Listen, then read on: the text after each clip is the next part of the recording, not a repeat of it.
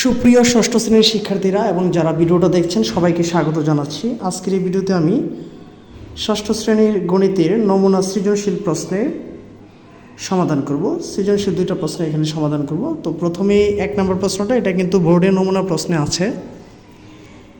একটি টেবিলের দৈর্ঘ্য 5 ফুট 6 ইঞ্চি এবং প্রস্থ হচ্ছে 4 ফুট। দৈর্ঘ্য হচ্ছে 5 ফুট 6 ইঞ্চি এবং প্রস্থ হচ্ছে 4 ফুট।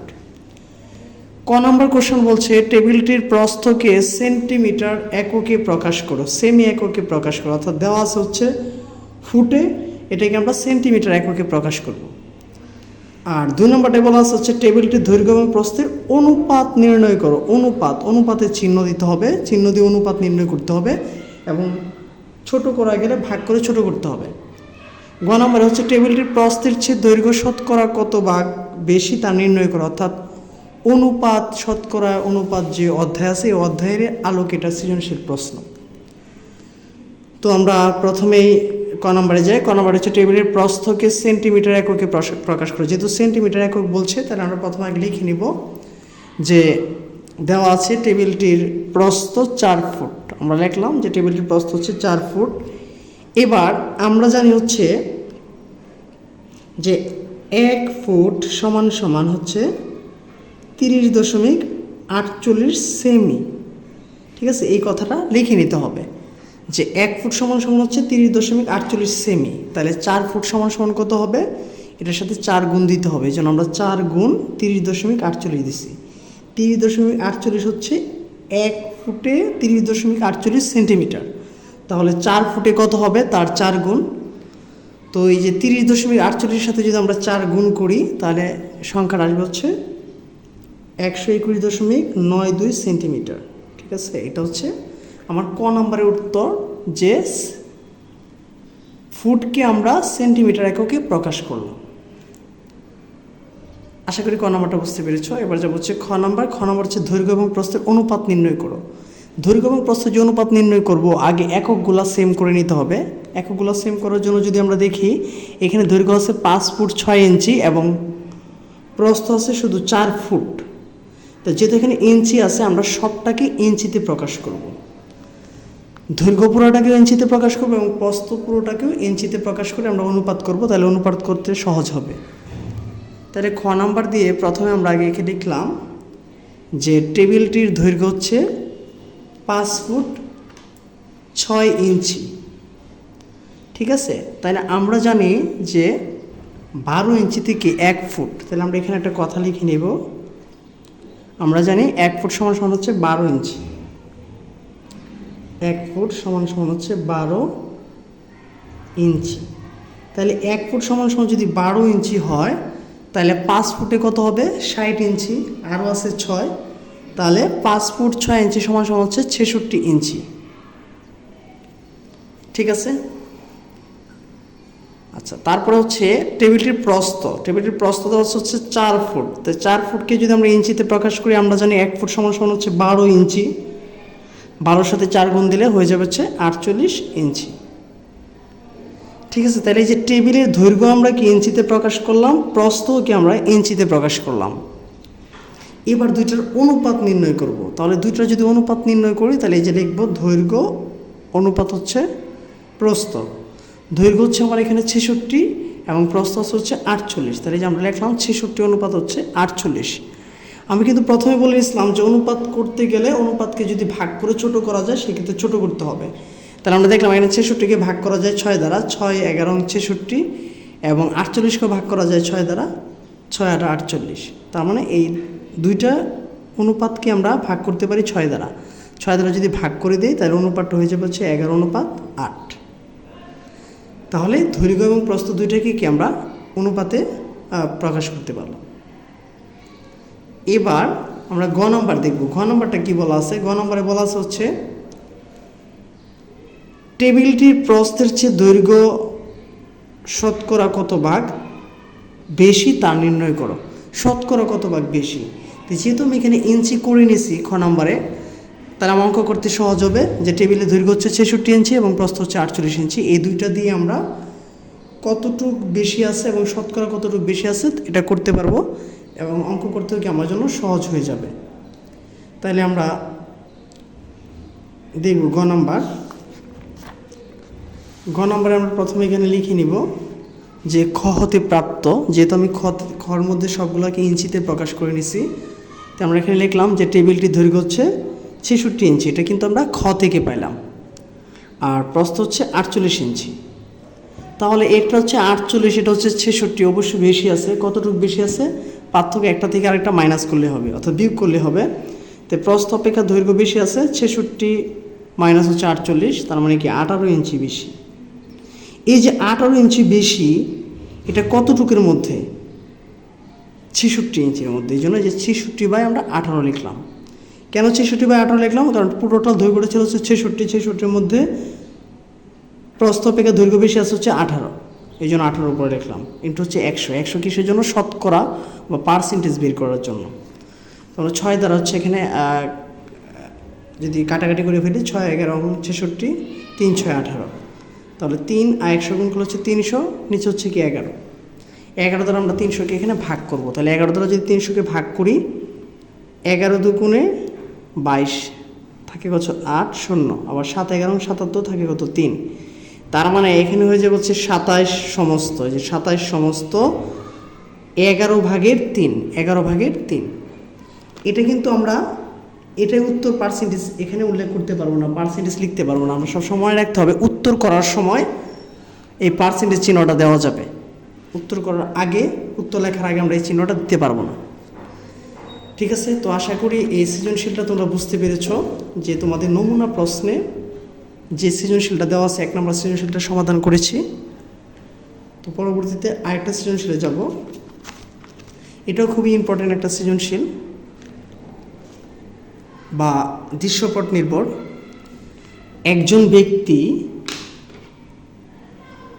তার মোট সম্পত্তির 4/1 নিজের জন্য এবং 8/1 তার স্ত্রীর জন্য রেখে অবশিষ্ট অংশ 2 সন্তানের মধ্যে এমনভাবে ভাগ করে দিলেন, মানে সমান ভাগে ভাগ করে দিলেন, মানে 2 সন্তানের মাঝে সমানভাবে ভাগ করে দিলেন। ব্যক্তি ও তার স্ত্রীর সম্পত্তির মূল্য হচ্ছে 6 লক্ষ টাকা। ঠিক আছে? এটা হচ্ছে উদ্দীপক। আবার বলি যে একজন ব্যক্তির মোট সম্পত্তির 4/1 নিজের জন্য রাখছে, অর্থাৎ 4/1 তার নিজের জন্য রাখছে, এবং বাকি 8/1 তার স্ত্রীর জন্য রেখে অবশিষ্ট 2 সন্তানের মধ্যে সমানভাবে ভাগ করে দিচ্ছে, এবং ব্যক্তি এবং তার স্ত্রীর সম্পত্তি মূল্য হচ্ছে 6 লক্ষ টাকা। প্রথমে ক নম্বর বলছে প্রত্যেক সন্তানের সম্পত্তি কত অংশ পেল। তাহলে সম্পত্তির কত অংশ পেল এটাকে বের করার জন্য আগে আমাকে দেখতে হবে তার নিজের জন্য রাখছে হচ্ছে 4/1 এবং তার স্ত্রীর জন্য রাখছে হচ্ছে 8/1, এবং অবশিষ্ট যা থাকবে তা 2 সন্তানের মধ্যে সমানভাবে ভাগ করে দিচ্ছে। তাহলে আমরা ক নম্বরটা করার জন্য আগে আমরা ক নম্বরটা খেয়াল করবো। ক নম্বরটা আমরা কি লিখলাম? যে ব্যক্তি ও তার স্ত্রীর মোট সম্পত্তি 4/1 আরও যোগ হচ্ছে কি 8/1। আমরা এই অংশটাকে আগে যোগ করে নিব। তাহলে এখানে 4 এবং 8 লসাগু হয়ে যাবে হচ্ছে কত? 8। তো 4 দ্বারা যদি 8কে ভাগ করে তাহলে হচ্ছে 2, 2 একে 2, আর 8 দ্বারা 8কে ভাগ করলে 1 থাকে, 1 একে 1, অর্থাৎ 2 আর 1 যোগ করলে হয়ে যায় 3, অর্থাৎ 8/3 অংশ। ঠিক আছে? তার মানে ব্যক্তি ও তার স্ত্রীর মোট সম্পত্তি কত অংশ? 8/3 অংশ। এবার এখানে কিন্তু বলা আছে যে নিজে এবং তার স্ত্রীর জন্য রেখে অবশিষ্ট অংশ 2 সন্তানের মধ্যে সমানভাবে ভাগ করে দিচ্ছে। তার মানে এখন আমাকে দেখতে হবে অবশিষ্ট সম্পত্তি কতটুকু আছে। তাহলে আমাকে লিখবো হচ্ছে আমি অবশিষ্ট সম্পত্তি, ধরলাম তার মোট সম্পত্তি হচ্ছে 1 অংশ, তার থেকে সে তার জন্য এবং তার স্ত্রীর জন্য মোট রাখছে হচ্ছে 8/3 অংশ। তাহলে এই যে 1 বিয়োগ 8/3 অংশ হবে এখানে। আবার সেম একে যদি আমরা লসাগু করি তাহলে লসাগু হয়ে যাবে হচ্ছে 8, 8 একে 8 বিয়োগ হচ্ছে 3, তার মানে কি 8/5 অংশ। এই যে অবশিষ্ট যে সম্পত্তিটা রয়ে গেল, এই সম্পত্তিটা আবার সে কী করছে? অবশিষ্ট সম্পত্তি বলা আছে তার 2 সন্তানের মধ্যে সমানভাবে ভাগ করেছে, অর্থাৎ 2 জন সমান ভাগ পাবে। তো 2 জন যদি সমান ভাগ পায় তাহলে এটাকে আমরা 2 দ্বারা ভাগ করে দিলে হবে।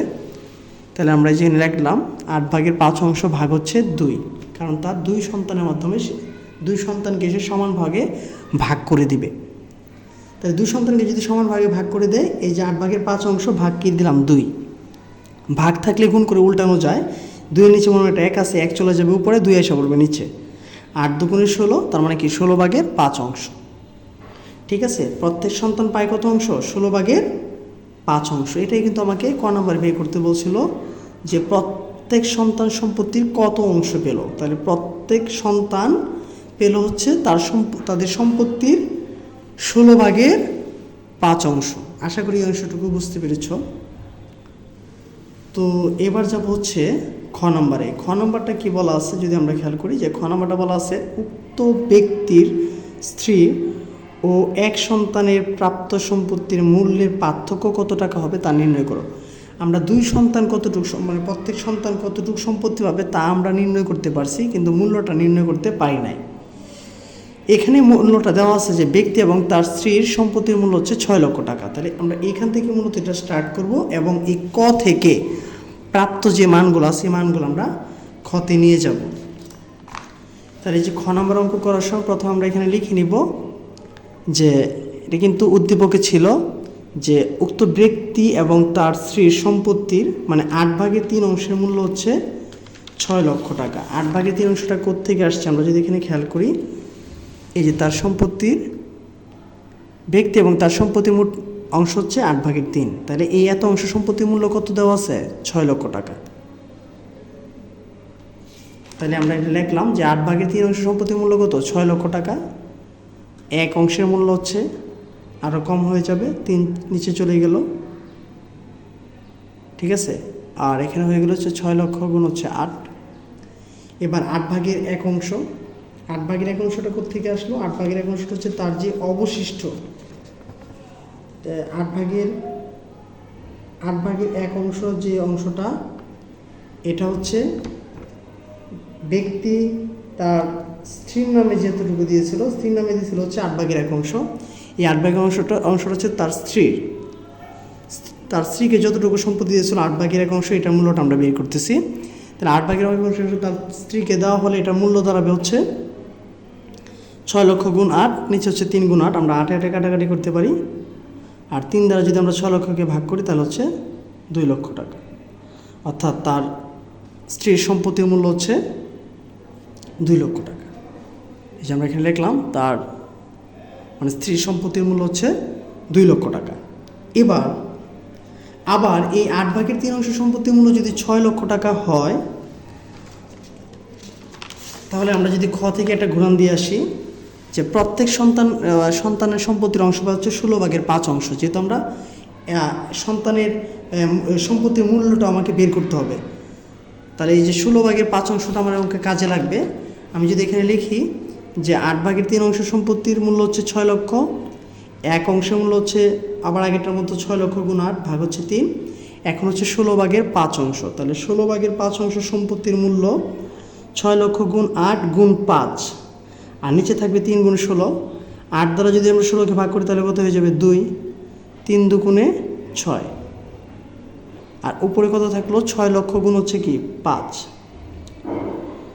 6 দ্বারা যদি আমরা 6 লক্ষকে ভাগ করি তাহলে কত হয়ে যাবে? 1 লক্ষ। 1 লক্ষর সাথে 5 গুণ দিলে কত হয়ে যাবে? 5 লক্ষ টাকা।